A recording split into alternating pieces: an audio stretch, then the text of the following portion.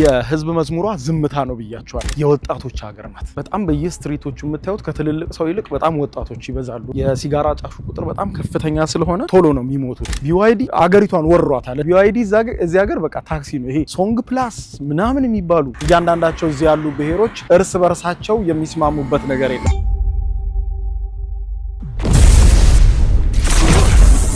ዛሬ ደግሞ ስፖንሰሮቻችን ፊሶን ሪል ስቴት እና አቢሲኒያ ባንክን ይዘን የመጣ ነው። መላው ዓለምን ጉድ የምታሰኘዋ ትንሿ ጉደኛ ሀገር ነው። ይህች ሀገር በቋንቋ አለመግባባት ምክንያት ብሔራዊ መዝሙሯ ዝምታ የሆነባት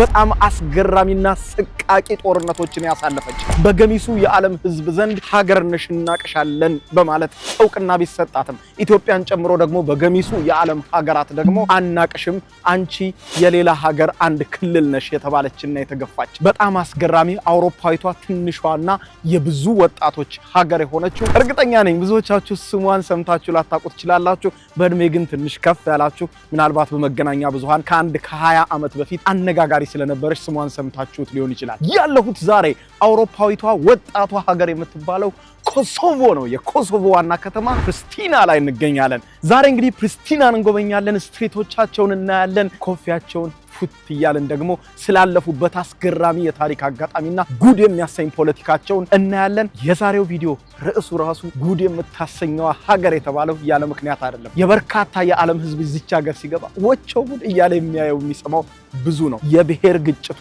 የሃይማኖት ውጥረቱ እጅግ በጣም አሳዛኝና አሰቃቂ ነው። ጉድ እያለን እንታዘብ። አብራችሁን ቆዩ። የዚህ ቪዲዮ የክብር ስፖንሰሮች ደግሞ አቢሲኒያ ባንክና ፊሶን ሪል ስቴት ናቸው። ከስፖንሰራችን ማስታወቂያ በኋላ ወደ ቪዲዮ። ከእያንዳንዱ ብሩህ ተስፋ ጀርባ በሩቅ አገር የሚከፈል የድካም ዋጋ አለ። ዓለም ያሸለበች በሚመስልበት በዛ ብርዳማ ሌሊት እነሱ ግን ይተጋሉ።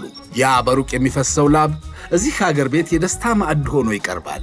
ስኬታቸው በፈገግታ የታጀበ ሳይሆን በርቀት በብቸኝነትና በብርቱ መስዋዕትነት የታነጸ ነው። እያንዳንዱ ዝውውር ሁለት ዓለማትን የሚያገናኝ የማይታይ የፍቅር ድልድይ ነው። ለሚያደርጉት ውለታ ምስጋናን አይጠብቁም። የውስጥ እርካታቸው ብቻ በቂያቸው ነው። ርቀት ቢለያየንም በልባችን ግን አንድ ላይ ነን። ጨለማ ለነበሩ ቤቶች ብርሃን፣ ለሕፃናት ተስፋ፣ ለቤተሰብ ደግሞ እረፍት ይሰጣል። ዛሬም ነገም በዓለም ዙሪያ ላላቸው የጽናት ተምሳሌቶች አቢሲኒያ የልባችሁን መሻት ያደርሳል። ምክንያቱም የእናንተ ድካም የእኛ ሕይወት ነውና። አቢሲኒያ ረሚት፣ የፍቅር መንገድ፣ የትውልድ ድልድይ። አቢሲኒያ የሁሉም ምርጫ።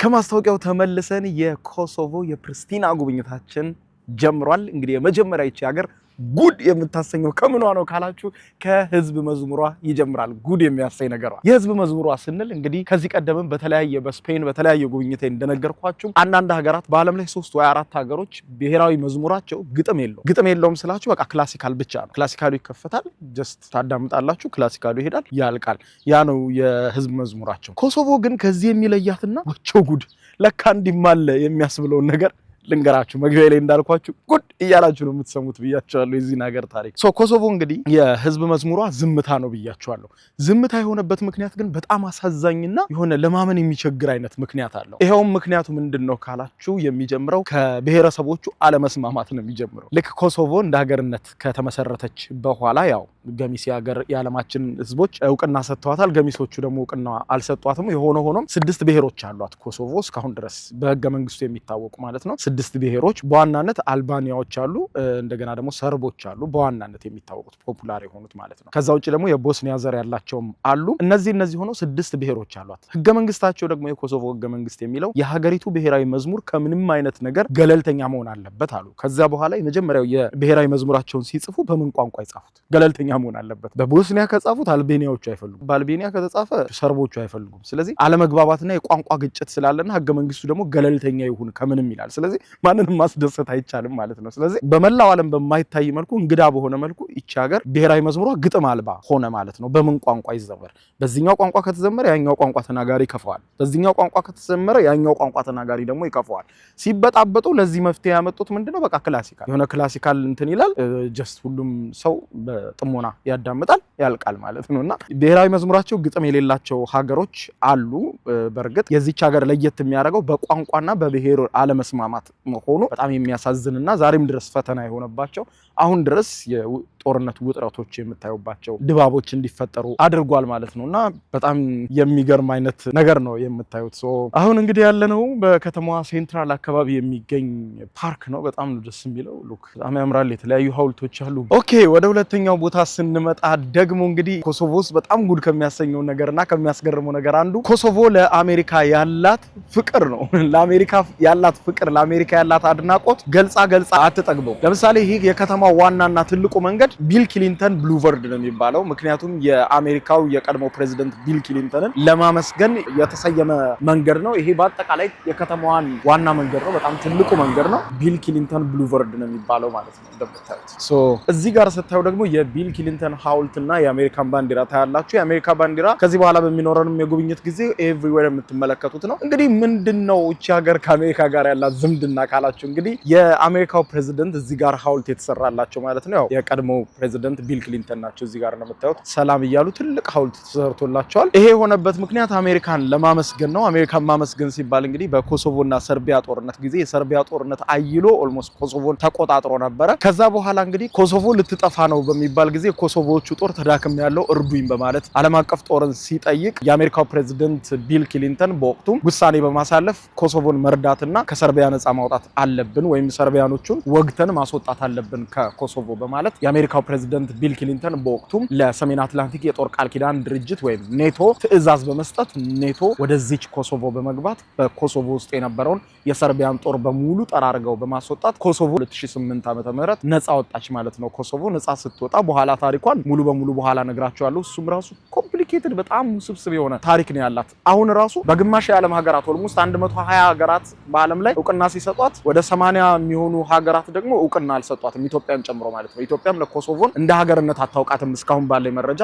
ልክ ካልሆንኩ አስተካክሉ። ኮሶቮን እንደ ሀገር ኮንሲደር አታረጋትም ኢትዮጵያም፣ ቻይናም፣ ራሽያም የመሳሰሉት እንደ ሀገርነት አይቆጥሯትም ኮሶቮን። አሜሪካን ጨምሮ 120 ሀገራት ግን ሀገርናት ብለው አውጀውላታል ማለት ነው። ስለዚህ እንግዲህ አሜሪካ በጦርነቱ በጣም ስለረዳቻቸው ነፃ እንዲወጡም ስላደረገቻቸው በወቅቱ የነበሩት መሪም ቢል ክሊንተን ስለነበሩ ለቢል ክሊንተን ሐውልት ከመስራት ጀምሮ አደባባይ መሰየም፣ መንገድ መሰየም ይሄ ቢል ክሊንተን ብሉቨርድን ጨምሮ ኤቭሪዌር ደግሞ ከተማዋ ላይ ስትዞሩ የኮሶቮ ባንዲራ ከተሰቀለ አብሮ የአሜሪካን ባንዲራ አብሮ ይሰቀላል ማለት ነውና እንደ ትልቅ ውለታ ስለሚቆጥሩት ማለት ነው። እንደምታዩት ይሄ የኮሶቮ ፍላግ ነው፣ ሰማያዊ ፍላግ ከሳቸው በላይ በግድግዳው ላይ የተሰቀለው ማለት ነው።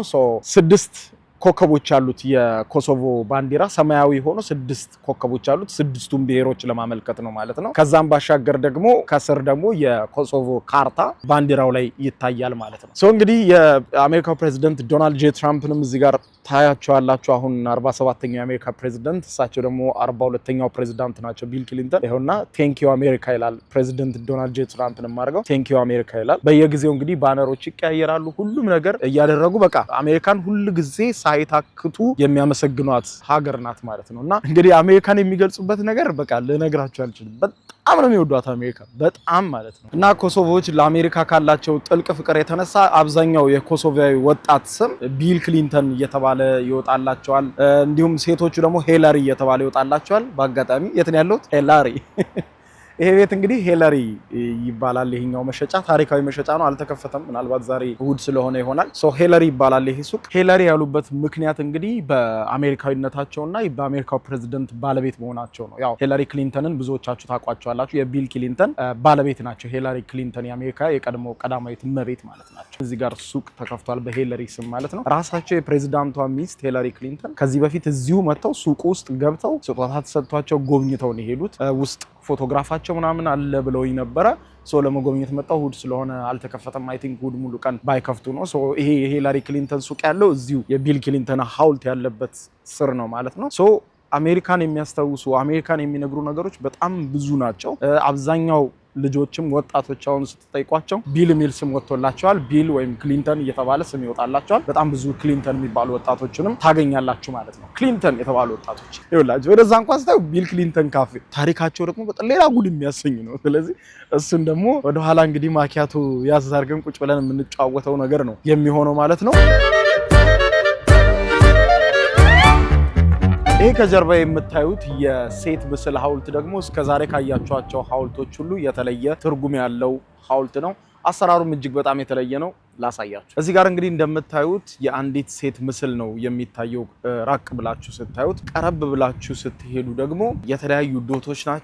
ራሷ እዚህ ላይ በትልቁ የምታዩት ምስል እያንዳንዱ እንደ ሜዳሊያ ወይም እንደ ሳንቲም ያለ፣ እያንዳንዱ ላይ ደግሞ እሷው በትንሹ የምታዩት ሴት ሰፍራለች። ይታያቸዋል እያንዳንዱ ማለት ነው። በአጠቃላይ ይሄንን ሐውልት ለመስራት ወይም ደግሞ ይሄንን የሴቷን ምስል ከተለያዩ ትንንሽ የሴት ምስሎች ገጣጥሞ ለመስራት 20,000 ሳንቲሞች ያስፈልገዋል። ወይም 20,000 የሴት ምስል ተገጣጥሞ የሰራው ሐውልት ነው። ይሄ ሐውልት ያስፈለገበት ዋና ምክንያት ደግሞ ለተደፈሩ ሴቶች መታሰቢያ ነው። 20,000 ሴቶች ተደፍረዋል። ለዛም ነው 20,000 ትንንሽ የሴቶችን የሳንቲም ላይ ምስል በማገጣጠም አንድ ትልቅ የሴት ልጅ ስዕል በማኖር እንደዚህ አድርገው በዋና ከተማቸው ላይ የተደፈሩ 20,000 ሴቶችን ለማሰብ ማለት ነው። በአጠቃላይ የተደፈሩት 20,145 ናቸው። እነዛ ሴቶች ደግሞ የተደፈሩት በኮሶቮ እና በሰርቢያ ጦርነት ጊዜ ነው። የሰርቢያ ጦር በዚህ ኮሶቮ ውስጥ እያለ እንግዲህ እነዚህ ኮሶቮቹ እንደሚናገሩት 20,100 በላይ ሴቶችን ደፍሯል ብለው ያቀርባሉ። እነዛ ደግሞ ሰርቢያዎቹ አይቀበሉትም። ግን ስቲል ለዛ መታሰቢያ ሴቶችን መድፈር በጦርነት ጊዜም ደግሞ እንዳይደገም በሚል ይህንን ማስታወሻ አኑረዋል ማለት ነው። ኮሶቮች በዚህ በዋና ከተማቸው ላይ ማለት ነው። እንደምታዩት ነው። በጣም ግዙፍ ነው ማለት ከምላችሁ በላይ ግዙፍ ነው። እያንዳንዷ ዶት ደግሞ 20,000 አጠቃላይ ድምሮ 20,000 ነው እያንዳንዷ። ቆይ እስቲ ቀረብ ብዬ ለማሳየት ልሞክር። እያንዳንዱ በትልቁ ፒክቸር ላይ የምታዩት ሴት እዚህ ጋር እያንዳንዳቸው ተገጣጥሎ የሰጡት ምስል ነው እንግዲህ እንደምታዩት። እና በጦርነት ጊዜ በሴቶች ላይ የሚደርስን ጾታዊ ጥቃት ለማውገዝ የተሰራ ሐውልት እንደሆነ ነው ከታሪኩ ያነበብኩት። ይኸውና ታሪኩም እዚህም ጋር ተጽፏል። ግን አሁንም ሰርቢያኖቹ ይመጡና ኤክስ ያደርጉበታል። ታሪኩ ላይ እንደምታዩት እዚህ ጋር ኤክስ ያደርጉበታል። አይስማሙም። ስቲል ስምምነት የለም በሁለቱም አካላት መካከል ማለት ነው። ስለዚህ ሰርቦቹ ሲመጡ ኤክስ ያደርጉበታል። የውሸት ታሪክ ነው፣ እኛን ለማሳጣት ሆን ተብሎ የተደረገ ነው በማለት ይቃወሙታል። ግን የሆነ ሆኖ ይሄ ፓርኩም መታሰቢያውም ለሴቶች መታሰቢያ እንዲሆን ተደርጎ የተቀመጠ ፓርክ ነው ማለት ነው። የፕሪስቲና የኮሶቮ ጉብኝታችን እንደቀጠለ ነው። አሁን ደግሞ ከዚህ ከጀርባ የምትመለከቱት የዓለማችን አስቀያሚው ህንፃ ጋር ይዣችሁ መጥቻለሁ። ይቺ ሀገር እንግዲህ በጣም በብዙ መልኩ ጉድ የምታሰኝ እንደሆነ እያየን ነው። በዓለም ላይ አስቀያሚ ተብለው ከተሰሩ ማለትም አርኪቴክቸራል ዲዛይናቸው በጣም አስቀያሚ ተብለው ከተፈረጁ የዓለም ህንፃዎች መካከል አንዱ ይሄ ከፊት ለፊቴ የምታዩት የኮሶቮ ብሔራዊ ቤተ መጻሕፍት ነው ማለት ነው፣ ወይም ላይብራሪ ነው ማለት ነው። እንግዲህ አርኪቴክቸራል ዲዛይኑ በዓለም ላይ በጣም አስቀያሚ ተብሎ ነው የተፈረጀው። አስቀያሚ የተባለበት በጣም ብዙ ምክንያት አለ። ብዙ እንግዲህ ይሄንን የምታዩ አርኪቴክቶች ምናልባት ታውቁት ይሆናል፣ የየራሳችሁን ሀሳብ ስጡበት። እኔ ግን ሙያዬ ስላልሆነ ያው ያነበብኩትን እና የሰማሁትን እንደምታዩት እንግዲህ አርኪቴክቸራል ዲዛይኑን ስታዩ ከላይ ስታዩት ዶሞች አሉት። አጠቃላይ 99 ዶም ነው ያለው። ይሄ ትንንሽ ነጭ የሆነ ጉልላት ማለት ነው። 99 ጉልላቶች አሉት። 99 ጉልላቶቹ ለምን 99 ኤግዛክት እንደሆኑ የተቀመጠ ቁጥር የለም። ግን እነዛን ዶሞች ያደረገው አርኪቴክቱ እንደተናገረው እንደሰማሁት ማለት ነው ያንን ያደረኩት የአልቤኒያውያንና የሌሎችም ህዝቦች የሚያደርጉትን ኮፍያ ለማመልከት ነው የሚል ምላሽ ሰጥቷል። ሌላኛው ደግሞ በብረት እንደምታዩት በብረት ፍርግርጎች የታጠረ ሉክ በቃ እንዴት ማለት ይሁን ስታዩት እስር ቤት እንጂ ቤተ መጻሕፍት አይመስልም። ለዛ ነው አርኪቴክቶች በጣም ነው የቤተ መጻሕፍት ድባብ አልሰጠውም ለህንጻው። ይሄን የሚያህል በጀት ወጥቶ ይሄን ያህል እንትን ተብሎ ትልቅ ነገር መስራት ሲቻል ማለትም ቤተ መጻሕፍትን የሚያመለክት የሚገልጽ ነገር መስራት ሲቻል፣ ነገር ግን እሱ የሰራው እንደምታዩት በብረት ፍርግርግ የታጠረ የሚመስል የእስር ቤት የሆነ ድባብ ነው ያለው ብለው ነው የሚተቹትና በጣም አስቀያሚ ነው ኦብቪየስሊ ማለት በጣም እኔ ራሱ በጣም ያስጠላኝ ሆነ ለማየት ራሱ ያስጠላል ሆነ በጣም ያስጨንቃል ስታዩት እስር ቤት አይነት ቫይብ ነው ያለውና እሱ የሚለው ደግሞ ምንድነው ይሄ ብረት ፍርግርግ ያደረኩት መጽሐፍቶቹን ለመጠበቅ ነው። ጥቃቶች ቢመጡ የተለያየ ነገር ቢመጣም መጽሐፍቱን ፕሮቴክት ለማድረግ ነው የሚል ነገር ተናግሯል። በ1982 እንደ አውሮፓውያን አቆጣጠር ነው ህንጻው ተገንብቶ በይፋ በቤተ መጽሐፍትነት አገልግሎት መስጠት የጀመረው። ይሄ የዓለም አስቀያሚው ህንጻ ማለት ነው። እቺ ጉድ የምታሰኝ ሀገር ናት። በጣም በሚያሳዝን መልኩ እንደዚህ በብረት ፍርግርግ የጦር ካምፓስ መስሎ ከገነባው በኋላ አርኪቴክት በሚገርማችሁ ሁኔታ በ1982 እንደ አውሮፓውያን አቆጣጠር ለቤተ መጻሕፍትነት ተመርቆ ከተከፈተና አገልግሎት መስጠት ከጀመረ በኋላ በ1990ዎቹ የኮሶቮና ሰርቢያ ጦርነት ሲጀመር ይሄ የጦር ማዘዣ ሆኖ አገልግሏል። በተለይ ሰርቦቹ ወደዚህ ወደ ኮሶቮ መጥተው ኮሶቮን በተቆጣጠሩ ጊዜ በሙሉ መጽሐፍቶቹን ጥርግ አድርገው አውጥተው ከዚህ ቤተ መጻሕፍት ሙሉ ለሙሉ መጽሐፍቶቹን ነው ያቃጠሏቸው። ከዛ በኋላ ካቃጠሏቸው በኋላ ቤተ መጻሕፍቱን የወታደራዊ ማዘዣ ወይም የጦር ማዘዣ አድርገው ተጠቀሙበት ማለት ነውና which is በጣም መጥፎ ታሪክ ነው ያለው። ኮሶቮ ውስጥ እንግዲህ ኤቭሪዌር አሜሪካ ነው ብያቸዋለሁ። እንደዚህ አይነትም ሬስቶራንቶች አሉ። ሉክ የአሜሪካ ባንዲራ ነው። ሩት 66 ይላል። ሩት 66 ማለት ምን መሰላችሁ? አሜሪካ ውስጥ ሩት 66 የሚባል መንገድ አለ። በጣም ታሪካዊ መንገድ ነው ያ መንገድ ማለት ከሌሎች የአሜሪካ ሃይዌዎች በሙሉ ሩት 66 በጣም የሚለየው የራሱ የሆነ ታሪክ አለው። ከቺካጎ ተነስቶ እስከ ካሊፎርኒያ ሳንታ ሞኒካ ባልሳሳት እዛ አካባቢ ድረስ ነው ቀጥ ብሎ የሚገጥመውና ረጅም ሃይዌይ ነው። ወደ 4000 ኪሎ ሜትር ማለት 2400 ወይ 500 ማይልስ አካባቢ የሚሸፍን ግዙፍ ሃይዌይ ነው እና በኢኮኖሚ ድቀት ጊዜ አሜሪካውያን በከፍተኛ ቁጥር የተሰደዱበት መንገድ ነው። ከዛ በኋላ በጣም ዘመናዊ የሆኑ ሃይዌዎች አሜሪካ ውስጥ ቢገነቡም እስካሁን ግን በመንገዱ ዳርና ዳር ያሉት የመንገዱ ህይወቶች እስካሁን አልጠፉም። ማለት አንድ መንገድ ሲሰራ ታውቃላችሁ ዳርና ዳር ሬስቶራንቶች፣ ሞቴሎች ምናምን ይገነባሉና ነገር ግን ሌሎች ሃይዌዎች ተገንብተው በፈጣን ሁኔታ ጉዞ ሲጀመር ይሄ ግን ሂስቶሪክ ሩት 66 ተብሎ ሳይፈርስ እዛው ቀረ። የአሜሪካ መንግስት ከካርታ ላይ ጭምር ሰርዞት ነበር እስከ ቅርብ ጊዜ። በቅርብ ጊዜ ነው መልሶ ወደ ካርታ የመለሰው ሊያፈርሰው ሙሉ በሙሉ ፈልጎ። ነገር ግን በዛ ዙሪያ በጣም ልክ እንደ ሙዚየም የሆነ መንገድ ነው። በቃ አሁንም ከዳር አሜሪካ ከምስራቅ እስከ ምዕራብ ተዘርግቶ አሁን ድረስ በጣም በርካታ አሜሪካውያን በቃ እንደ ታሪክ ነው የሚያዩት። ሩት 66ን እኮ አቋርጬዋለሁ ሙሉ ከዳር እስከ ዳር ሄጄዋለሁ ልክ ታሪክ እንደሰራ ሰው ማለት ነውና ታሪክ እንደሰሩ ነው የሚቆጥሩት እነሱ ከምስራቅ ወደ ምዕራብ በሩት 66 ሲሄዱ ማለት ነው። ኦልድ ነው ዳርና ዳሩ ሰዎች የሚኖሩበት ብዙ ነገሮች ያሉበት ነው ሩት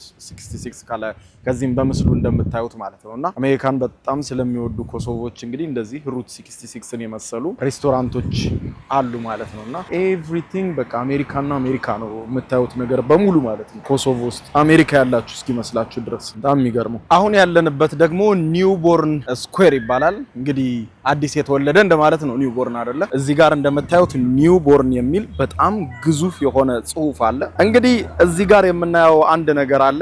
ኒውቦርን ሲሉ ይሄ የምታዩት ሐውልት በየአመቱ ቀለሙ ይቀየራል። በየአመቱ ላዩ ላይ ያለው ጽሁፍ ይታደሳል። ሁልጊዜም በእያንዳንዱ ሐውልት ላይ እንግዲህ እነዚህ ኮሶቮዎች አሜሪካን እንዳከበሩ አሜሪካን እንደዘከሩ ነው። ከዚህ ከጎኑ ላይ የምናየው ጽሁፍ እንግዲህ ኒውቦርን አዲስ የተወለደ ቢሆንም ኮሶቮዎች ግን ኒውቦርንን ወደ ታች ጽፈው የራሱ የሆነ ትርጉም ሰጥተውታል ማለት ነው። ከላይ እንደምታዩት ያው ኔሽንሁድ ይላል ይህንን የተረጎሙበት ከላይ ስታዩት ማለት ነው። ኔሽንሁድ፣ ኢንዱራንስ፣ ወርክ፣ ብሬቨሪ፣ ኦብሊጌሽን፣ ሪሳይለንስ፣ ኒው ቢጊኒንግስ ብለው አስቀምጠውታል።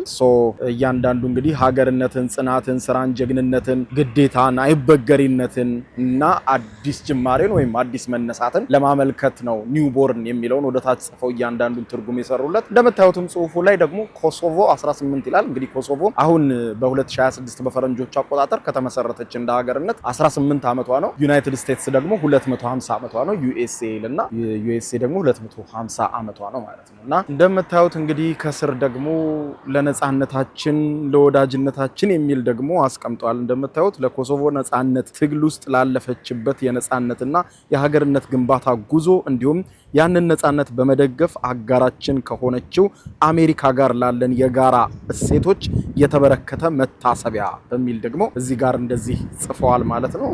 አሜሪካ ምን ያህል እንደረዳቻቸው በጦርነቱ እጅግ በጣም ከፍተኛ ዋጋ ነው የሚሰጡት በጦርነቱ ጊዜ ለተደረገላቸው ነገርና እንደምታዩት እዚህም ኒውቦርን ስኩዌር ላይ የምታዩት ተመሳሳይ ይሄንን ነው። ያው ቱሪስቶች ይመጡበታል። አንዱ የሚያዩት ይሄ ነው። በየአመቱ ቀለሙ ይቀየራል።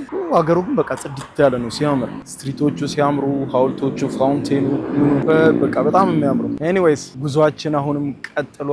ያለነው አሁን ኒውቦርን የተባለው ስኩዌር ላይ ነን። እንደምታዩት ባስ ስቶፑ ራሱ ኒውቦርን አዲስ መወለድ፣ ፓርኮቹ ጥጋ ጥጉ በጣም የሚያምሩት ዋው። የትም ቦታ ባንዲራቸው ቢሰቀል እንደምታዩት የኮሶቮ ባንዲራና የዩናይትድ ስቴትስ ባንዲራ ነው የምታዩትና የትም ቦታ ላይ ባንዲራቸው ከተሰቀለ የአሜሪካ ባንዲራ አብረው ይሰቅላሉ። እንዲህ ነው ውለታ ማስታወስ። ትንሽ በጣም የሚከብደው የሚጨሰው ነገር ነው ሲጋራው ምኑ እንጂ ሌላው በጣም ደስ የሚለው እኔ ነኝ እኮ ይሄ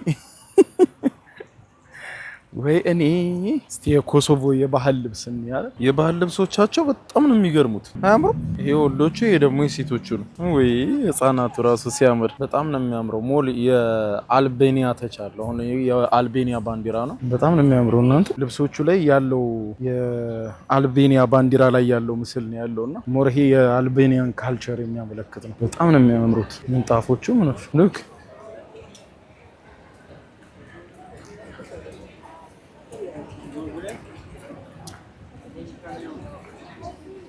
ዳንቴሎቻቸው ምናምን የአሜሪካ ባንዲራ በቃ ኤቭሪዌር ኤቭሪዌር የትም ብትሄዱ ኮሶቮ ውስጥ እንደ አሜሪካን ባንዲራ የራሳቸውንም ባንዲራ የሚያውቁት አይመስለኝም እንደ አሜሪካ ባንዲራ። ኦኬ ጉዟችን ቀጥሏል። ይሄ ደግሞ በጣም ትልቅ የሆነ የአርኪቴክቸራል ዲዛይኑ እጅግ በጣም የሚያምር የኦርቶዶክስ ቤተክርስቲያን ነው። እንደምታዩት ግን ተገንብቶ አላለቀም። የሰርቢያ ኦርቶዶክስ ቤተክርስቲያን ነው። ተገንብቶ ሙሉ ለሙሉ አላለቀም። ጉልላቱ ቆሞ ግን ይሄው እስካሁን ድረስ ላለፈው 20 ዓመት በዚህ መልኩ ነው የቆመው። እንደውም ግንዱ ላይ አሁን በቃ እንደዚህ እንትን እየበቀለበት ነው፣ ሀረግ ምናምን እየበቀለበት ነው። እንደምታዩት መስቀሉ ምኑ ጉልላቱ ሁሉ ነገር እንዳለ ሆኖ ደግሞ ግን ቤተክርስቲያኑ ቆሟል በዚህ መልኩ። እንግዲህ ለምንድን ነው በዚህ መልኩ የቆመው ቤተክርስቲያኑ የሚለውን ሰርች አድርጌ ነበረ፣ ግን በፍርድ ቤት ክርክር ምክንያት ነው። ምክንያቱም ይሄ የተሰራው በድሮ ጊዜ ልክ ሰርቢያ እዚህ በነበረች ጊዜ ነው። ሰርቢያ ኮሶቮችን ትቆጣጠር በነበረ ጊዜ የሰርቢያ ኦርቶዶክስ ቤተክርስቲያን የሰራው። ከጦርነቱ በኋላና ኮሶቮ ነፃነቷን አውጃ ከተለየች በኋላ ግን ክርክር ተነሳበት። ምክንያቱም ይሄ ቦታ ዩኒቨርሲቲ አለ እዚህ ፊት ለፊት ላይና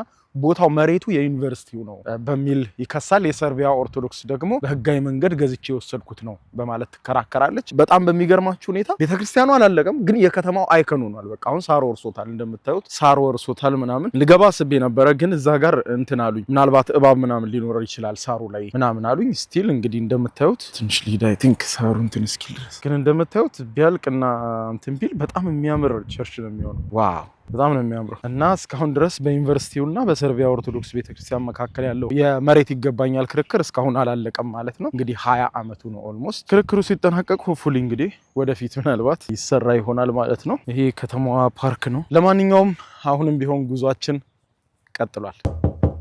ይግቡ በ45000 ካሬ ሜትር ላይ ወደ ተንጣለለው የፊሶን ሪል ስቴት እንኳን ደህና መጣችሁ። ቤቶቻችን ተጠናቀዋል። ይምጡና ይረከቡ። በተንጣለለው የፊሶን መንደር ታውን ሃውስ፣ ቪላና አፓርትመንት እንደ ምርጫው አቅርበናል። ዘመናዊና ቅንጡ አፓርትመንቶቻችን ከባለ 1 እስከ ባለ 3 መኝታ ተሰናድተዋል። እርሶን ይጠብቃሉ። የከርሰ ምድር ውሃ፣ ለተለያዩ ፕሮግራሞች የሚሆን ሰፊ ቴራስ፣ 24 ሰዓት ቋረጥ ተጠባባቂ ጄኔሬተር፣ ሰፊና አስተማማኝ የመኪና ማቆሚያ፣ የደህንነት ካሜራ ጨምሮ ይሄ ቀረሽ የማይባል ዘመናዊና ቅንጡ አፓርትመንት። ምርጫው ቪላ ከሆነ ደግሞ የተሟላና በ340 ካሬ ሜትር ላይ ያረፈ በውስጡ 6 መኝታ ቤቶች፣ 7 መታጠቢያ ቤቶች፣ 2 ሳሎን፣ 1 ባህላዊና 1 ዘመናዊ ኩሽናዎችን በውስጡ ያቀፈ ቤትም አለን። ታውን ሃውስስ ቢሉ በፊሶን መንደር ምን ጠፍቶ 5 መኝታ ቤት፣ 6 መታጠቢያ ቤትን፣ 1 ባህላዊና 1 ዘመናዊ ኩሽና አካቶ በ190 ካሬ ላይ ያረፈ 2 መኪና ማቆም የሚያስችል ሰፊ ግቢ ያለው የፊሶን መንደር። ይምጡ፣ ዛሬውኑ የቤት ባለቤት ይሆኑ። በ0952 78 78 78 ወይም በ0952 79 79 79 ላይ ሃሎ ይበሉን። ፊሶን ሪል ስቴት የርሶ። ኦኬ እንግዲህ እንደተለመደው ኮፊ ታይማችን ላይ ደርሰናል። ፕሪስቲናን ያለነው። ፕሪስቲና የኮሶቮ ዋና ከተማ ናት። እንግዲህ ማኪያቶ ፉት እያለን ደግሞ ስቶሪ ታይም። እንግዲህ ኮሶቮ ሲባል ብዙዎቻችሁ ላታቋት ትችላላችሁ። በእርግጥም ቀደም ያላችሁ ግን ትልልቅ ሰዎች ምናልባት ስሟን ሰምታችሁ ሊሆን ይችላል። በመላው የዓለም ሕዝብ ዘንድ እንደ ሀገርነት አትታይም። ማለት ቅድም እንዳልኳችሁ በግማሽ የዓለም ሕዝብ እውቅና ሲሰጣት ሀገር ነች ተብላ በግማሽ የሚሆኑ ደግሞ የዓለም ሀገራት እውቅና አልተሰጣትም እስካሁን ድረስ። አሁንም እየሞከረች ነው የተለያዩ ሀገራት እውቅና እንዲሰጧት። ባለሳሳት በ2025 ባለፈው የፈረንጆች ዓመት ነው ኬንያ፣ ጎረቤታችን ኬንያ እንደ ሀገርነት እውቅና የሰጠቻት። ሌሎችም እንዲህ እያሉ እየቀጠሉ ነው። ኤኒዌይስ ስንመጣ እንግዲህ ሀገር በጣም ጉድ በሚያሰኝና በጣም በሚገርም የጦርነት ሁኔታ ውስጥ ነው ያለፈችው። እንዴት ሀገር ሆነች የሚለውን ወደኋላ ስናይ የጦርነት ታሪክ ነው የምናነሳው። እንዳልኳችሁ 6 ብሔረሰቦች ነው ያሏት ማለት ነው። መጀመሪያ የሀገርነት ጥያቄ ያላቸው የቀደመ ታሪካችን እንዲህ ነው የሚሉ የተለያዩ ሰዎች ይኖራሉ እዚህ ኮሶቮ ላይ ማለት ነው። ኮሶቮ እንግዲህ የቀድሞ የሰርቢያም አካል እንደነበረች ታሪክ ያስረዳል። ከዛ በኋላ የዩጎዝላቪያ የሚባል ሀገር ተመሰረተ። ዩጎዝላቪያ የሚባል በጣም ብዙ ሀገሮችን በአንድነት እንደነ ቦስኒያ ሄርዞጎቪና ምናምን ያሉትን ያጠቃልል አንድ ግዙፍ ሀገር ነበረ። የቀደሙ እንግዲህ አባቶች የሆናችሁ ምናምን ይህን ቪዲዮ ስታዩ ያው ዩጎዝላቪያን ታስታውሷታላችሁ። አሁን ዩጎዝላቪያ የለችም፣ ፈርሳ ወደ 6 ትንንሽ ሀገርነት ተበትናለች። በፖለቲካቸው በምናምን ምክንያት ይከተሉት በነበረው ፖለቲካ ምክንያት ማለት ነው። ልክ ኮሶቮም ከዚህ ከዩጎዝላቪያ ውስጥ ተበትነው ከወጡ መካከል አንዷ ናት ኮሶቮ። ከዛ በኋላ ኮሶቮ ግን በሰርቢያ ውስጥ እያለች የራስ ገዝነት መብት ነበራት፣ ማለትም ራሷን የማዘዝ መብት ነበራት። በኋላ ግን ልክ ሰርቢያ ምን አለቻት? ኮሶቮ የኔ አካል ናት፣ ልትገነጠል አትችልም። ኮሶቮ ልክ እንደ አንድ ክልል እንጂ መቆጥራት እንደ ሀገር አይደለም መቆጥራት አለች ሰርቢያ። ከዛ እነዚህ ደግሞ ኮሶቮቹ ደግሞ እኛ ሀገር ነን በፍጹም እኛ የሰርቢያ አካል አይደለንም አሉ። በብሔር ካያችሁ አልቤኒያዎች ይበዙበታል፣ ቦስኖችም አሉ፣ ሰርቦችም አሉ እዚህ ኮሶቮስ ማለት ነው። ነገር ግን በወቅቱ የነበሩት የኮሶቮ መሪዎች እኛ ሰርቢያ አይደለንም አሉ። ሰርቢያኖቹ ደግሞ እናንተ የኔ አካል ናችሁ፣ በፍጹም አትገነጠሉም ከኔ በማለት ጭቅጭቅ ተጀመረ ማለት ነው። እንግዲህ ለረጅም ዓመት እነዚህም ድንበራቸውን ዘግተው ኮሶቮቹ በተጠንቀቅ ሆነው ሲጠብቁ ቆዩ። ነገር ግን በ1998 እንደ አውሮፓውያን አቆጣጠር ማለት ነው በ1991 እንደማለት ነው በእኛ አቆጣጠር እንግዲህ በወቅቱ የሰርቢያ መሪ የነበረው ስሎቦንዳ ሚሎሾቪች ነው ስሙ አይ ቲንክ ሚሎሾቪች። ስለዚህ ለዚህ እንግዲህ ስሙን በትክክል ካልጠራሁት አይደል ነው የሰርቢያው መሪ ኮሶቮ መገንጠላችንን ኮሶቮ የሰርቢያ አካል ናት ሲል እሺ ሚሎ እያልኩ ልጥራው ስሎቦንዳ ሚሎሾቪች ነው ስሙ አይ ቲንክ ባልሳሳት ሶ ሚሎ እንበለው ለዚህ አጠራር። ስለዚህ ሚሎ የተባለው የሰርቢያ መሪ እንግዲህ በወቅቱ ምን አደረገ? በሰርቢያ ላይ በጦርነት ወረን እንይዛታለን ወይም ወደ እናት ሀገሯ እንመልሳታለን ወደ ሰርቢያ ብሎ በ1998 እንደ አውሮፓውያን አቆጣጠር ጦርነት በኮሶቮ ላይ አወጀ ማለት ነው። ኮሶቮቹ ደግሞ በወቅቱ ተደራጅተው ነበር። የኮሶቮ ነፃ አውጪ ግንባር የተባለ ወታደር መሳሪያ ይዞ ይንቀሳቀስ የነበረ ታጣቂ ቡድን ተመስርቶ ነበር ኮሶቮ ውስጥ። ስለዚህ እነሱ የኮሶቮ ነፃ አውጪ ግንባርና የሰርቢያ መከላከያ ኃይል በጋራ ሆነው ከባድ ውጊያ ገጠሙ ማለት ነው። ነገር ግን አቅማቸው ያልተመጣጠነ ነው። ምክንያቱም ሰርቢያ በጣም ትልቅ ሀገር ናት፣ በጣም ትልቅ ጦር ነው ያላት። የኮሶቮም ጦር ደግሞ የኮሶቮ ነፃ አውጪ ግንባር ደግሞ ደካማ ነው፣ ኦልሞስት በጣም ትንሽ መሳሪያ ነው ያለው። ሶ ሰርቢያ በትንሽ ውጊያ ወደ ኮሶቮ ዘልቃ ገባች ማለት ነው። ኦልሞስት ኮሶቮን አብዛኛውን ስትቆጣጠር የኮሶቮ ኃይሎች ደግሞ ወደ መሸነፍ ሲቃረቡ ለዓለም አቀፉ ህብረተሰብ እርዱንና ነፃ አውጡን የሚል ጥሪ ያቀርባሉ። በዚህ ጊዜ እንግዲህ ጥሪያቸውን ቀድማ የሰማቸው አሜሪካ ነበረች። አሜሪካ በቅድሚያ ጦርነቱ ቆሞ ተደራደሩ ስትል ሚሎሾቪችን ጠየቀችው። የሰርቢያን መሪ ተደራደሩና በንግግር ችግሩን ፍቱ፣ ኮሶቮንም ነፃነት አክብሩ የሚል ጠየቁ። በወቅቱ የአሜሪካው ፕሬዚደንት ቢል ክሊንተን ነበሩ፣ 42ኛ የአሜሪካ ፕሬዚደንት ማለት ነው። ሐውልት የተሰራላቸው ቅድማ ያያቸዋቸው። ሶ ቢል ክሊንተን ተደራደሩ አሉ። ነገር ግን የሰርቢያው መሪ ሚሎሾቪች አልደራደርም፣ በፍጹም ወደ እናት ሀገሯ መልሳታለሁ ኮሶቮን በማለት ኮሶቮን ለመመለስ ውጊያው እንዲቀጥልና እንዲቆጣጠሩ አለ። ሶ የሰርቢያ ኃይሎች ኮሶቮን ሲቆጣጠሩ የኮሶቮ ኃይሎች ደግሞ ወደ ኋላ በማፈግፈግ በተለይ ደግሞ ወደ አልቤኒያ፣ ወደ መቄዶኒያ፣ ወደ ቦስኒያና ሄርዞጎቪና በመሸሽ በዛ ሆኖ መጠናከር ጀመሩ። ነገር ግን በዛ መሃል አሜሪካ አንድ ጌም ቼንጀር የተባለ በወቅቱ በቃ የነበረውን ጨዋታ የቀየረ ውሳኔ አሳለፈች። ይኸውም የአሜሪካው ፕሬዚደንት ቢል ክሊንተን የሰሜን አትላንቲክ የጦር ቃል ኪዳን ድርጅት ኔቶ በጦርነቱ ጣልቃ እንዲገባና የሰርቢያን ኃይል እንዲያዳክም አዘዙ። በዚያ ጊዜ እንግዲህ ኔቶ ተደራጅቶ በአየር ከፍተኛ ውጊያ በሰርቢያ ጦሮች ላይ ከፈተ፣ ለኮሶቮ ወግ ነው ማለት ነው። ስለዚህ የአሜሪካ የአየር ድብደባ የሰርቢያን የተለያዩ ወታደራዊ ካምፖች መደብደብ ሲጀምር ሰርቢያ በእጅጉ ተዳከመች። ምክንያቱም እንግዲህ ኔቶ የ30 ሀገር ጥምረት ነው። በወቅቱ እንግዲህ 27 መሰለኝ እንደዚህ 30 አልነበሩም። በወቅቱ 27 ወይ 25 ናቸው የኔቶ አባላት። የ25 ሀገር ጦር ነው ላይ የዘነበበት የሰርቢያ ጦር ላይ።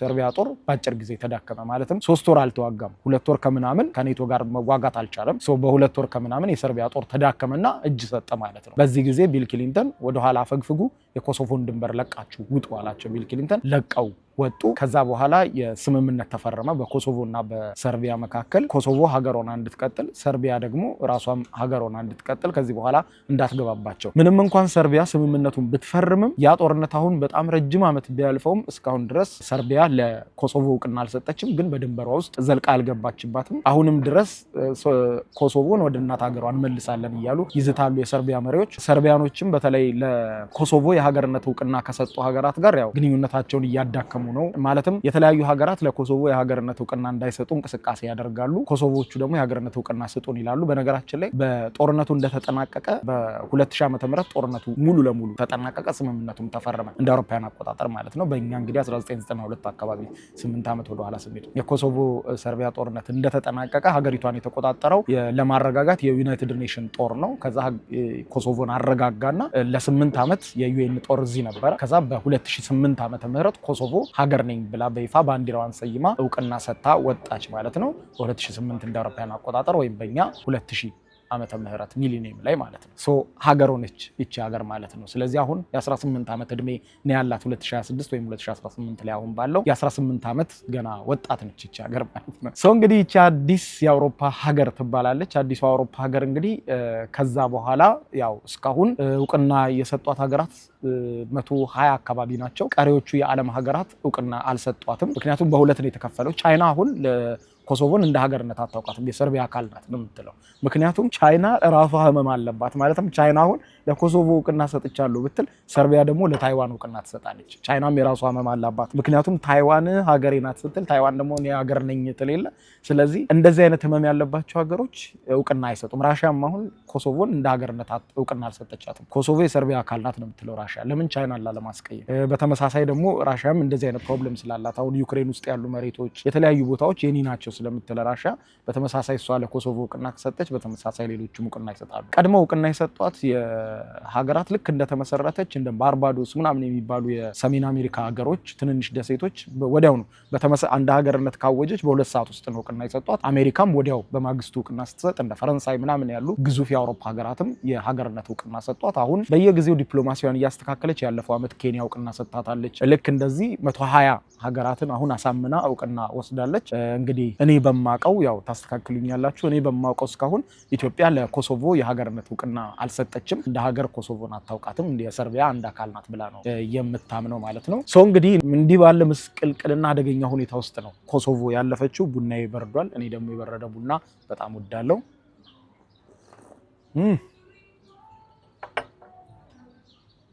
ይሄ ቡና አይደለም እርጎ ደግሞ ይነጣል። ልክ እንደ ማኪያቱ አናቱ ነጭ ነው።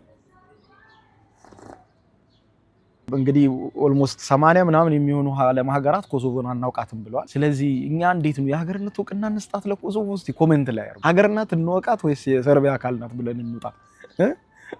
እስቲ እናንተ ያው ከሰማችሁት ታሪክ ምናምን እቺ ሀገር እውቅና ዲዘርቭ ታደርጋለች፣ ይገባታል ወይስ አይገባትም? እናንተ ኮሜንት ላይ አስቀምጡ። ግን የተለያየ ዓለም ሀገር ስትዞሩ በቃ እንደዚህ አይነት ታሪኮች በጣም የሚገራርሙ ነገሮች ታያላችሁ። በጣም ብዙ የካቶሊክ አብያተ ክርስቲያናት፣ የኦርቶዶክስ አብያተ ክርስቲያናት፣ መስጂዶች በዚህ በከተማዋ ላይ ፕሪስቲና ላይ በስፋት ታገኛላችሁ። ገዳማትም የተለያዩ ደግሞ ጥንታዊ መስጂዶችንም በተለያዩ ሀገር ታያላችሁ ማለት ነው። አብላጫው ደግሞ የእስልምና እምነት ተከታዮች ናቸው። በጣም ጥቂት ቁጥር ያላቸው ኦርቶዶክሶችና ካቶሊኮች ደግሞ ይገኛሉ ማለት ነው። የሮማ ካቶሊክ እና ኢስተርን ኦርቶዶክስ ማለት ነው። አብላጫው ቁጥር ያላቸው ግን ያው ሙስሊሞች ናቸው ማለት ነው። ይህንን ይመስላል እንግዲህ ስቶሪ ታይሟ የኮሶቮ ማለት ነው።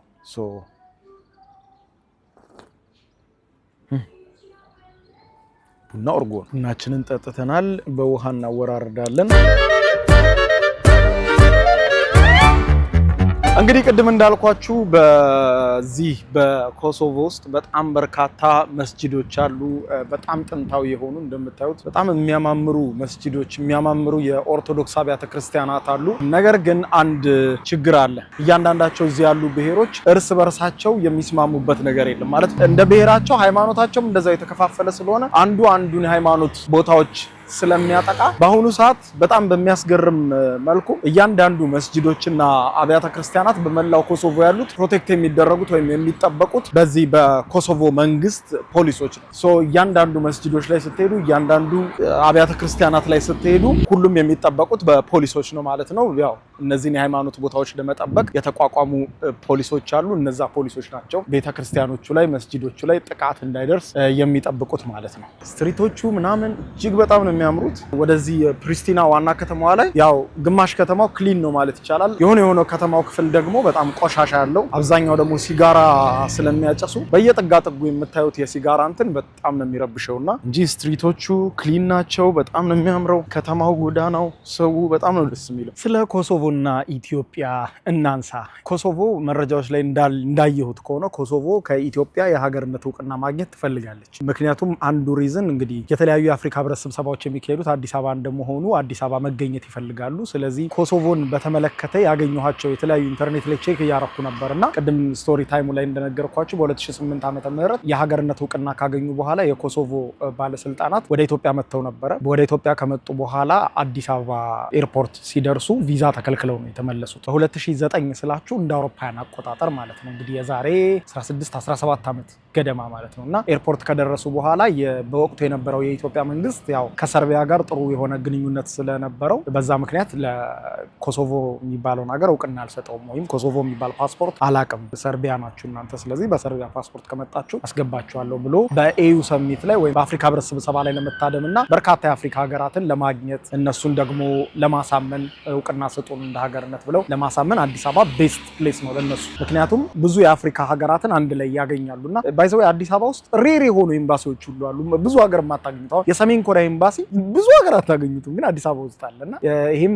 ሀገራትን ሎቢ ለማድረግ ይመቻቸዋል ማለት ነው። ስለዚህ በዛ ምክንያት እንግዲህ ኢትዮጵያ ቪዛ ከልክላቸዋለች የሚል ዜና ከሰርቢያ መገናኛ ብዙሃን ይፋ ሆኗል። ከዛ በኋላ ኮሶቮቹ ግን አስተባብለውታል። እኛ ቪዛ አልጠየቅንም በፍጹም ብለው ሐሰት ነው ሲሉ ቢያስተባብሉም የሰርቢያ መገናኛ ብዙሃን ያንን ዘግበዋል። እንደገና ደግሞ በ2010 ላይ የነበሩ አንድ የኢትዮጵያ ባለስልጣን ደግሞ ኮሶቮን በተመለከተ እውቅና ትሰጣለች የኢትዮጵያ ተብለው ተጠይቀው የኢትዮጵያ ባለስልጣን 2010 ስላቸው አሁንም በአውሮፓውያን አቆጣጠር ነው ማለትም የዛሬ 16 ዓመት በፊት ማለት ነው። ስለዚህ ያኔ ደግሞ ተጠይቀው አሁንም አለ ኦንላይን ላይ ዜናውን ታገኙታላችሁ። በትክክለኛው ጊዜና ማድረግ በሚጠበቅብን ጊዜ ላይ ለኮሶቮ እውቅና መስጠት ካለብን ያን እንሰጣለን የሚል ነገር ተናግረዋል ማለት ነው። ኮሶቮ ግን አብዝታ የኢትዮጵያን እውቅና ትፈልገዋለች አንድ ላይ አፍሪካኖቹን እዛ ስለምታገኛቸው ማለት ነው። ይሄንን ይመስላል። እኔ ኦንላይን ያገኟቸው መረጃዎች ናቸው እነዚህ። እንግዲህ የተለያዩ ዓለም አቀፍ የዜና ወኪሎች የዘገቡት ነው ማለት ነው ያገኘሁት።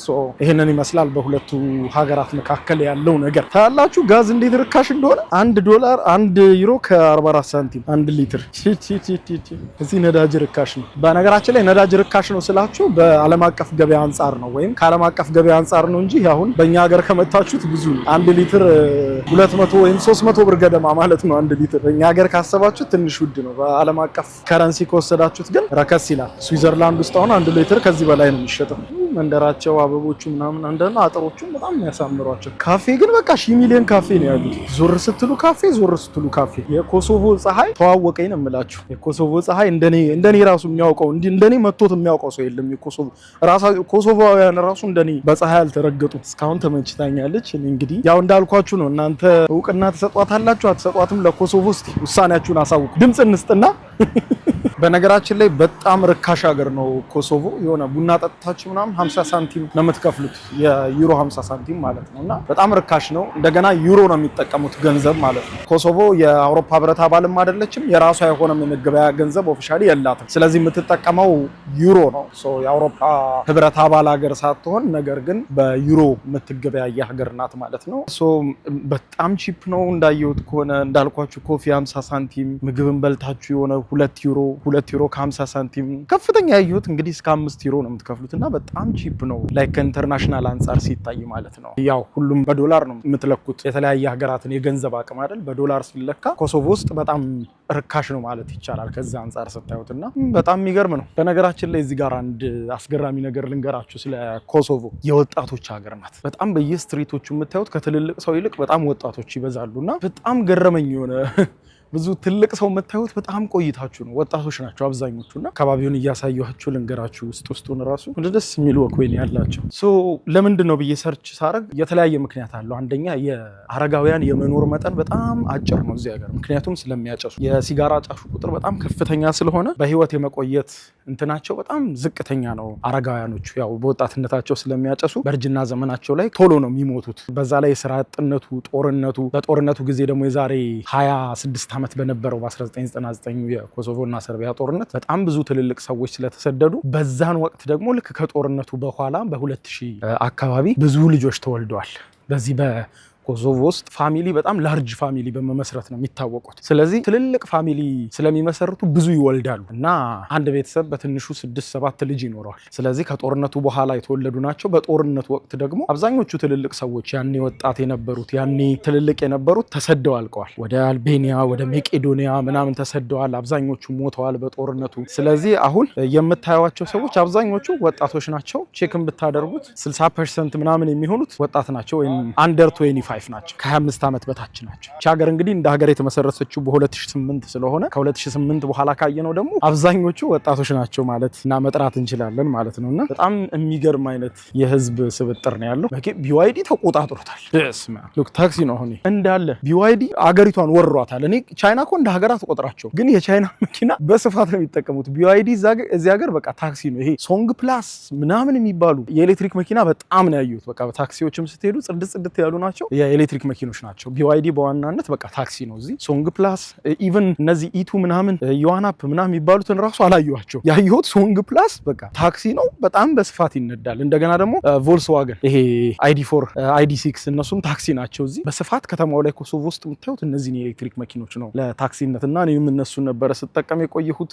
አብዛኛው ያው ፕራይቬት የሚባሉት ካሮች የአሜሪካን መኪና ነው የሚነዱት ማለት ነው። እና ቻይና እንደ ሀገር አትቆጥራቸውም እንግዲህ ሪኮግናይዝ ሳታደርጋቸው፣ እነሱ ግን የቻይና መኪና ነው የሚጠቀሙት እና የሚገርም ነው። ኤኒዌይስ ስትሪቶቻቸው ያምራሉ። ዊችዝ አንዳንድ ቦታው በጣም እንትን ያለ ቢሆንም አየራቸው ባይዘው በጣም የተበከለ አየር ነው። የሆነ የምትስሙት አየር ጤናማ አይደለም እና እኔ አፍንጫዬ ነው ምንድን ነው ብዬ ሰርች ሳረግ አገኘሁት መልሱን። እና ኃይል ማመንጫዎቻቸው በጣም የድሮ ያልታደሱና እንትን ነው የሚጠቀሙት የከሰል ኃይል ማመንጫ ስለሚጠቀሙ የከሰሉ ጭስ ነው ከተማው ላይ መጥቶ የሚሸታችሁ ማለት ነው። እና ኤኒዌይስ ጉብኝታችን ቀጥሏል። ሃይ ደስ ሲሉ ፈጨውት እግር የሚያልቅ ቢሆን እንደ ቾክ የኔ ነበር የሚያልቀው። ለጉብኝት ሄዳችሁ የሆነ በመኪና ምናምን እንትን ማለት የሆነ ሩቅ ካልሆነ በስተቀር ደስ አይልም። በደንብ ስትሪቱን ኤክስፒሪየንስ ለማድረግ ወክ ነው ማድረግ። ረጃጅም ወክ ስታደርጉ ብዙ ነገር በተለይ መንገድ ዳርና ዳር የምታያቸው ነገሮች ብዙ ሪል የሆነ አኗኗራቸውን እና የምታዩት ገበያዎቻቸው ምናምን ስትጎበኙ ነው። እና ቀጥለናል፣ ጉብኝታችን ቀጥሏል። ኦኬ አሁን ደግሞ ማዘር ቴሬዛና ኮሶቮ ምን ያገናኛቸዋል የሚለውን የምናየው። ይሄ የምታዩት መንገድ እንግዲህ በተደጋጋሚ ወክም ሳደርግበት ነበረ። ማዘር ቴሬዛ ብሉቨርድ ነው የሚባለው የማዘር ቴሬዛ አውራ ጎዳና እንግዲህ ሰዎች ወክ የሚያደርጉበት ነው። ለመኪና ያልተፈቀደ ነው። እዚህ ጋር ደግሞ የማዘር ቴሬዛ የራሳቸው ሐውልትም ጭምር አለ። ህፃን ልጅ ይዘው ራቆቱን የሆነ ህፃን ልጅ ይዘው ቆመው ነው የሚታዩት እዚህ ሐውልት ጋር ማዘር ቴሬዛ። ይሄ የሆነበት እንግዲህ የራሱ የሆነ ታሪካዊ ምክንያት አለው። ማዘር ቴሬዛ እንግዲህ ሳገኛቸው እዚህ ከተማ የመጀመሪያ አይደለም። ታውቃላችሁ የትውልድ መንደራቸውን ለመጀመሪያ ጊዜ የተጠመቁበትንም ቤተክርስቲያን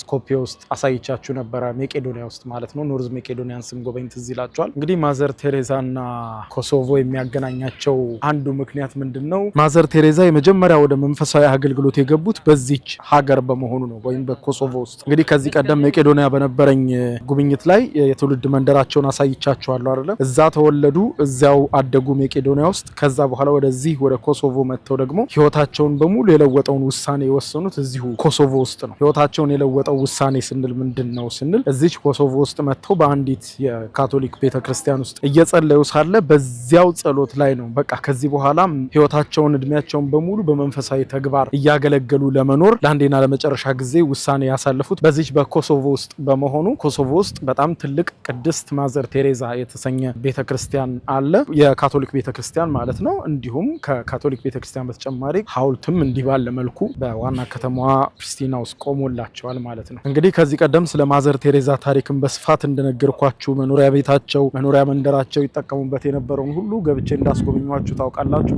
ከሱ ጋር ተያይዞ ያው በካቶሊክ ቤተክርስቲያን ውስጥ እንደ ቅድስት ነው የሚታዩት። ያው እንደ የትኛውም የካቶሊክ እምነት ተከታይ ሳይሆን እንደ ቅድስት ስለሚታዩ በስማቸው የተለያየ የዓለም ክፍል ላይ የካቶሊክ አብያተ ክርስቲያናት ይቆማሉ። የካቶሊክ ቤተክርስቲያንም በይፋ እንግዲህ ቅድስት ስትል ሰይማቸዋለች ማለት ነው።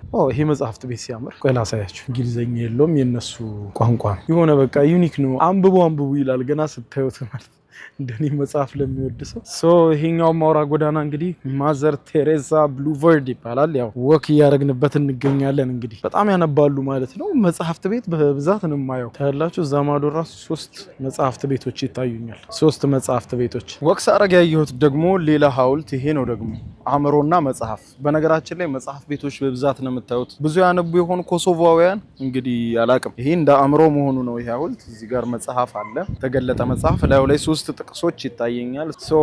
ብዙ መጽሐፍ የሚያነቡ ልጆች ኢሞሽናሊ ኢንተለጀንት የሆኑ ናቸው ይላል። የኛውም ደግሞ ማንበብ በልጆች ላይ ፖዚቲቭ የሆነ ነገር ያመጣል፣ ኢሞሽናሊም ደግሞ ኢንተለጀንት የሆኑ እንዲሆኑ ያደርጋቸዋል ነው የሚለው። ሞር ከህፃናት ጋር የተያያዘ ነው። ይሄኛውም ደግሞ 3ኛውም ጥቅስ የሚለው እንደዛ ነው። በየአመቱ ብዙ መጽሐፍ የሚያነቡ ልጆችና በቤተ መጽሐፍት አባል ሆነው የተመዘገቡ ልጆች ሞር የተሻለ ንቃተ ህሊና አላቸው ብሎ ነው ያስቀመጣቸው ማለት ነው። ማንበብን የሚያበረታቱ ስታቾች በመንገዱ ግራና ቀኝ ታያላችሁ። እንግዲህ ማዘር ቴሬሳ አደባባይ ላይ የሚካሄድ የህፃናት የእግር ኳስ ውድድር አለ እና አጋጣሚ በመጣሁበት ቀን ደግሞ በከተማው ላይ የ2 የህፃናት ቡድኖች ከፍተኛ ጨዋታ ያደርጋሉ። በመገናኛ ብዙሃን ይተላለፋል ምናምን የተላለፈ ነው። እዛ ጋርም ቀረጻ አላቸው፣ እዚህ ጋርም ብዙ ተከታታዮች አሉ። ስለዚህ ዛሬ ለምን አብረን ኳስ እና የህፃናት ኳስ በጣም ነው ደስ የሚለው። 2 ጨዋታ ይቻሉ እኔ ከዚህ በፊት ትናንት ትናንትናም ከትናንት ወዲያም አይቻለሁ 2 ጨዋታ አይቻለሁ። አሁን ዛሬ እንግዲህ 3ኛውን ጨዋታ ከናንተ ጋር እኔ ሆፕፉሊ አሪፍ አርጌ ቀርጽላችኋለሁ። አጭራጭር ደቂቃ ነው የጻናት ስለሆነ በዛ በኩል ጥቁሮቹ ቡድኖች አሉ፣ በዚህኛው በኩል ደግሞ ነጭ ቡድኖች አሉ። ገና አልተጀመረም፣ ሊጀመር ነው። which is ሁሉም ፕሮፌሽናል ነው። ሜዳዋ ትንሽ ነች።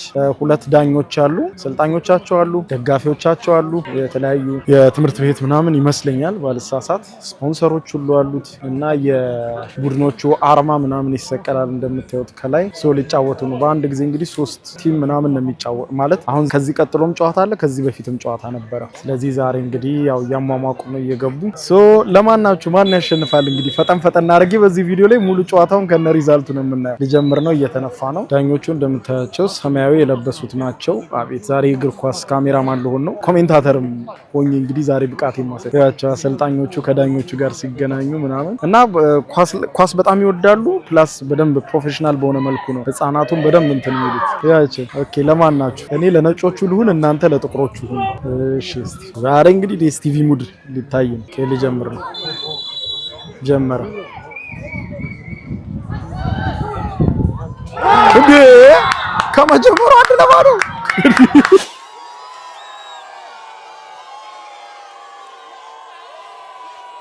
እሺ እኔ ለነጮቹ ነኝ ብያለሁ። በቃ ቋጥራለሁ። እናንተ ለጥቁሮቹ ናችሁ። ጀመረ ድጋሚ ኦኬ ወርኬ ወደኋላ 1-0 ነጮቹ እየመሩ ነው። ኦኬ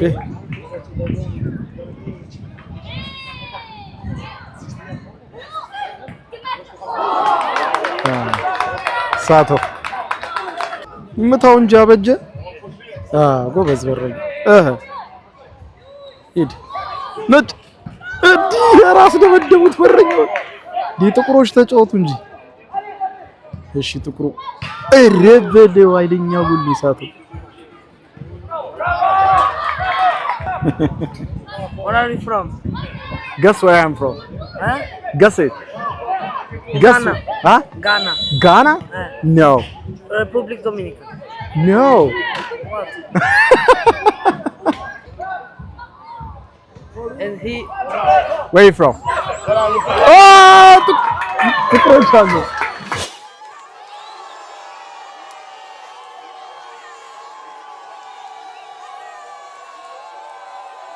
ጥቁሮቹ አገቡ። አንድ እኩል ሆኑ ማለት ነው።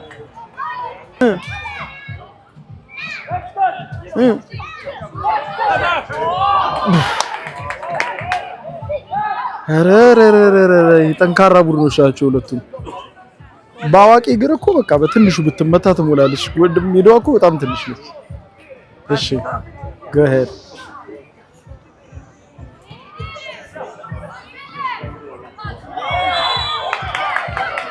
ወደቀ።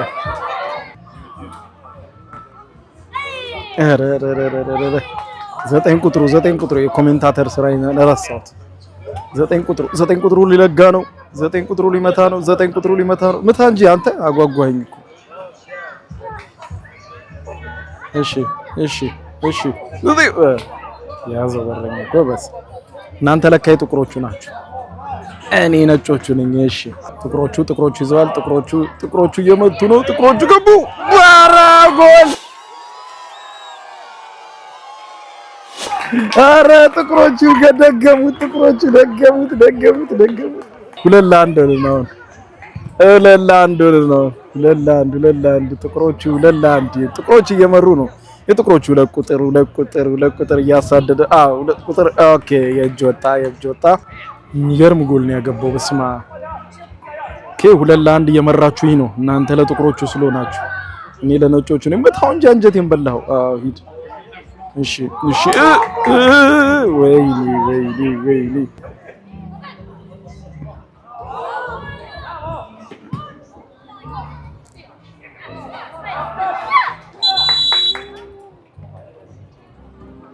የምንድን ነው ያስቆመው ዳኛ? አንድ ተጫዋች ተጎዳ። ይኸውላችሁ የሕክምና ቡድኖች መጡ ምናምን።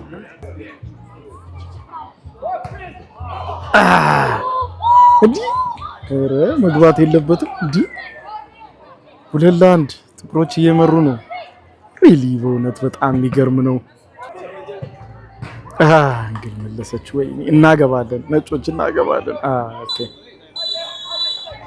እዲ ተነፋ ሊቀያየሩ ነው እንደረፍት ነገር እቺ ተጎድታለች በእናታችሁ የኛ 17 ቁጥሩ ተጎድቷል ይላችሁ ያነክሳል 17 ቁጥራችን ተጎድቷል እሱ እኮ ነው የኛ ክርስቲያኑ አሁን ጎል ተቀያይረው 10 ደቂቃ ደግሞ ይጫወታል ከረፍት መልስ ደግሞ እናያለን እንዴት ነው ያዋጣኛል አንተም ኮሜንታተር ሆነ ያዋጣኛል ሊጀመር ነው ተነፋ ድጋሚ ከረፍት መልስ እንዴ ደግሞ ጀመረ ከረፍት መልስ ኦኬ ነጮች በዛው ሆነናል ጥቁሮች እናንተ በዚህ ሆናችኋል ሶኛ አሁን ወደዚህ ነው የምናገባው ኦኬ ፈረው ለላንድ ነጮች በርቱ በእናታችሁ አጉ ኦኬ ተነፍቶ ነበር ጎል አግብተዋል ግን ኦሬዲ ተነፍቶ ነበር እዛ ጋር ወድቆ አንድ ተጫዋች ይታያቸዋል ወጣ ተጎድቶ በእናታችሁ ሲያናድድ አለቀሰ ጀመረ ጨዋታው ኦኬ ጥቁሮቹ አደገኛ ናቸው በስማ yes ወይኔ መለሰ ወይኔ እሺ ይጮታሉ ጥቁሮቹ አቡ ጥቁሮቹ ይጮታሉ እዲ በእናትሽ ለጊ ከዛ ተጠልዞ ይሄው ብርኛው ጋር ደርሶ ማለት በእናትህ ሂድ እንዴ ሰዓቱን ፈጁ ታውቆኩ ጎበዝ ሂዱ እኩል ቢወጡ ደስ ይለኛል ቢያንስ ባንሸነፍኛ ነጮች ወይኔ እሺ ወይኔ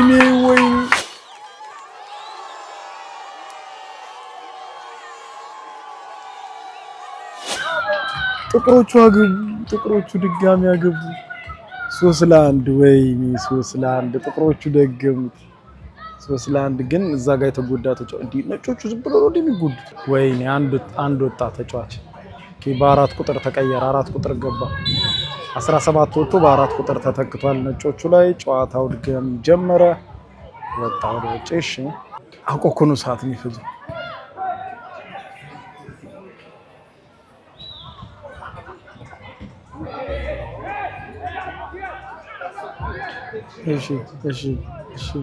እሺ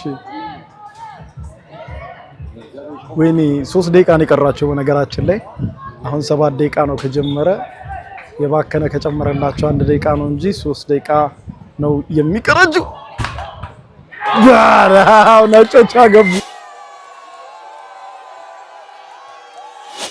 ነጮች አገቡ 2-3 ነው ለካ 2-3 ናቸው ሰዓት ፈጅቶባቸው ጀምሩ ነጮች አግብተዋል 2-3 ሆኗል ጨዋታው ዳኛው አስጀመረ ከመሃል ሜዳ ኦኬ ያዘ እሺ ነጮቹ ለለባዶ በእናትህ ስጥይጮቱበት ይበረኛል አሰልጣኙና ዳኞች እየተጣሉ ነው እነዚህ የነጮቹ አሰልጣኝ በጣም እያበደ ዳኛውን እየተቆጣው ነው እየተሳደበው ነው እየተቆጣው አላቅም በሌላ ቋንቋ ነው የሚያወሩት በራሳቸው ኦኬ ጀመረ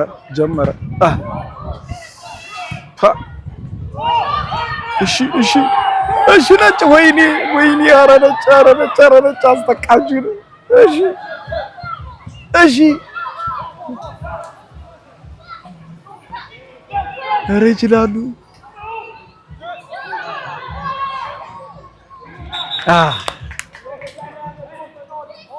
ይኸውላችሁ ዳኛው አሰልጣኞቹ ዳኞቹን እየሰደቡ ነው መሰለኝ ተጣሉ ይኸውላችሁ የነጮቹ አሰልጣኝ ከዳኞቹ ጋር እየተጨቃጨቁ ነው እሺ ፎርዋት ለምን አስቆሙ እንዴ ለምን እንዴ ነጮቹ ሊያገቡ ሲሉ አስቆመ ዳኛው ምንድነው ምን ኑርበት እንጂ እሺ ሂድ እሺ አረዘርበላት ከልኝ ሰውዬ እሺ ወይኔ ወይኔ ያለቀ ጨዋታው። ነጮቹ ተሸነፉ። ያቸው ነጮቹ ተሸነፉ። አለቀ ጨዋታው። ተነፋ። ነጮቹ ተሸነፉ። ጭቅጭቅ ተጀመረ። የነጮቹ አሰልጣኝና ዳኞቹ ፍትህ እንፈልጋለን እያለ ነው። ይኸውና እንደዚህ ሲነካ አላልከው።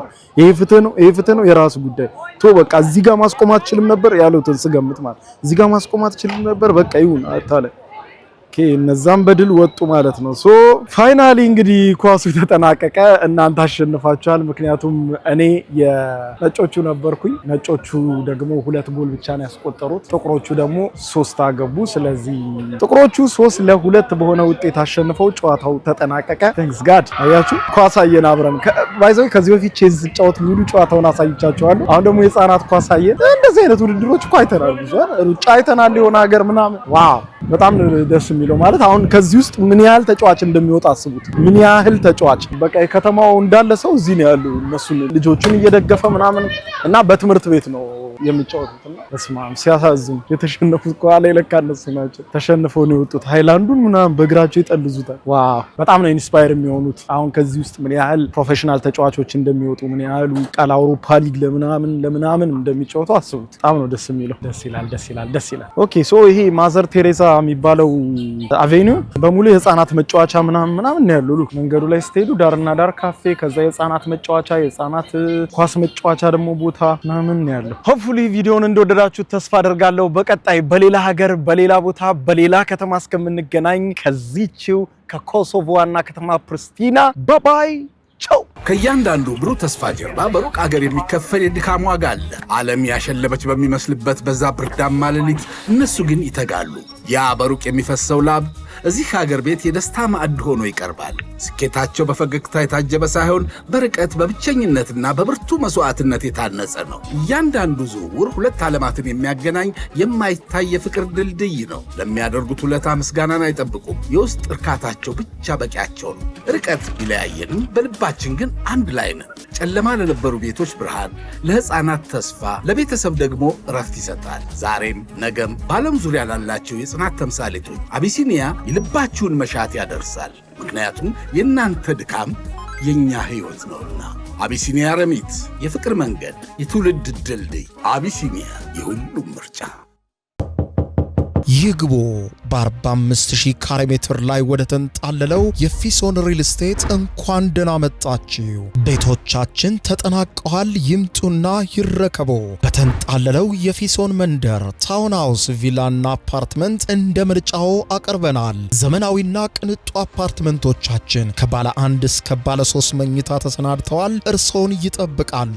የከርሰ ምድር ውሃ፣ ለተለያዩ ፕሮግራሞች የሚሆን ሰፊ ቴራስ፣ 24 ሰዓት የማይቋረጥ ተጠባባቂ ጄኔሬተር፣ ሰፊና አስተማማኝ የመኪና ማቆሚያ፣ የደህንነት ካሜራ ጨምሮ ይሄ ቀረሽ የማይባል ዘመናዊና ቅንጡ አፓርትመንት። ምርጫው ቪላ ከሆነ ደግሞ የተሟላና በ340 ካሬ ሜትር ላይ ያረፈ በውስጡ 6 መኝታ ቤቶች፣ 7 መታጠቢያ ቤቶች፣ 2 ሳሎን፣ 1 ባህላዊና 1 ዘመናዊ ኩሽናዎችን በውስጡ ያቀፈ ቤትም አለን። ታውን ሃውስስ ቢሉ በፊሶን መንደር ምን ጠፍቶ 5 መኝታ ቤት፣ 6 መታጠቢያ ቤትን፣ 1 ባህላዊና 1 ዘመናዊ ኩሽና አካቶ በ190 ካሬ ላይ ያረፈ 2 መኪና ማቆም የሚያስችል ሰፊ ግቢ ያለው የፊሶን መንደር። ይምጡ፣ ዛሬውኑ የቤት ባለቤት ይሆኑ። በ0952 78 78 78 ወይም በ0952 79 79 79 ላይ ሃሎ ይበሉን። ፊሶን ሪል ስቴት የርሶ።